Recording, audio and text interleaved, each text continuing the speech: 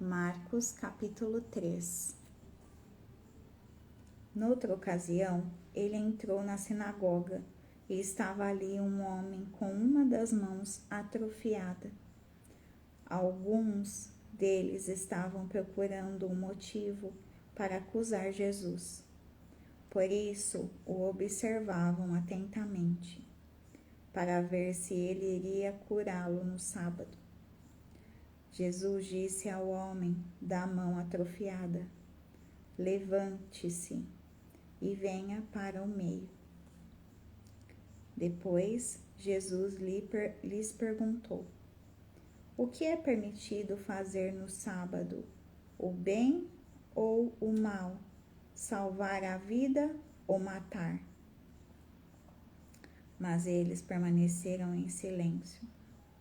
Irado, olhou para os que estavam à sua volta e, profundamente entristecido por causa do coração endurecido deles, disse ao homem: estenda a mão.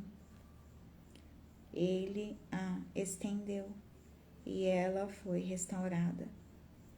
Então os fariseus saíram e começaram a conspirar com os herodianos contra Jesus sobre como poderiam matá-lo. Jesus retirou-se com os seus discípulos para o mar, e uma grande multidão vinda da Galileia o seguia.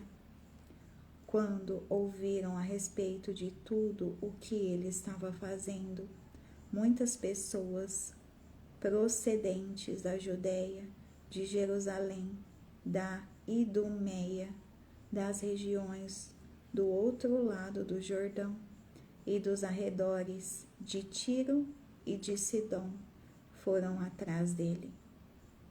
Por causa da multidão, ele disse aos discípulos que lhe preparassem um pequeno barco para evitar que o comprimissem, pois ele havia curado a muitos, de modo que os que sofriam de doenças ficavam se empurrando para conseguir tocar nele.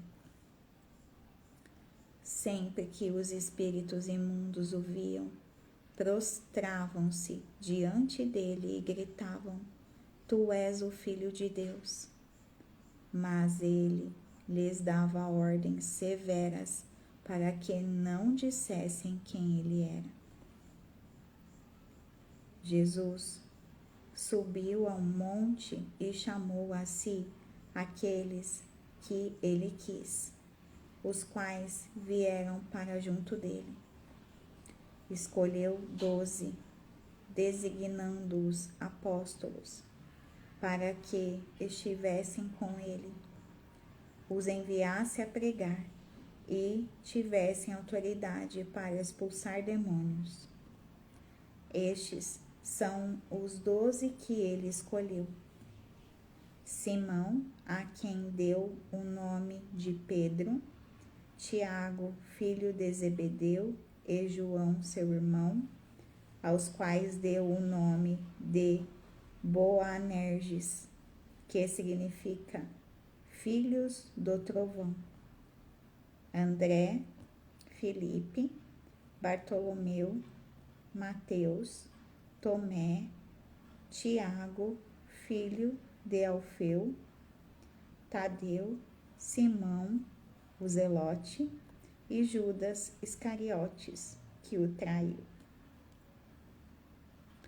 Então, Jesus entrou numa casa e novamente reuniu-se ali uma multidão, de modo que ele e os seus discípulos não conseguiam nem comer. Quando seus familiares ouviram falar disso, saíram para trazê-lo à força, pois diziam: ele está fora de si. E os mestres da lei, que haviam descido de Jerusalém, diziam: ele está com Belzebu. Pelo príncipe dos demônios é que ele expulsa demônios. Então Jesus o chamou e lhes falou por parábolas. Como pode Satanás expulsar Satanás? Se um reino estiver dividido contra si mesmo, não poderá subsistir. Se uma casa estiver dividida contra si mesma, também não poderá subsistir. E se Satanás se opuser a si mesmo e estiver dividido, não poderá subsistir. Chegou o seu fim. De fato, ninguém pode entrar na casa do homem forte e levar dali os seus bens, sem que antes o amarre. Só então poderá roubar a casa dele. Eu lhes asseguro que todos os pecados e blasfêmias dos homens lhes serão perdoados. Mas quem blasfemar contra o Espírito Santo nunca terá perdão. É culpado de pecado eterno. Jesus falou isso porque eles estavam dizendo: ele está com um espírito imundo. Então chegaram a mãe e os irmãos de Jesus. Ficando do lado de fora, mandaram alguém chamá-lo.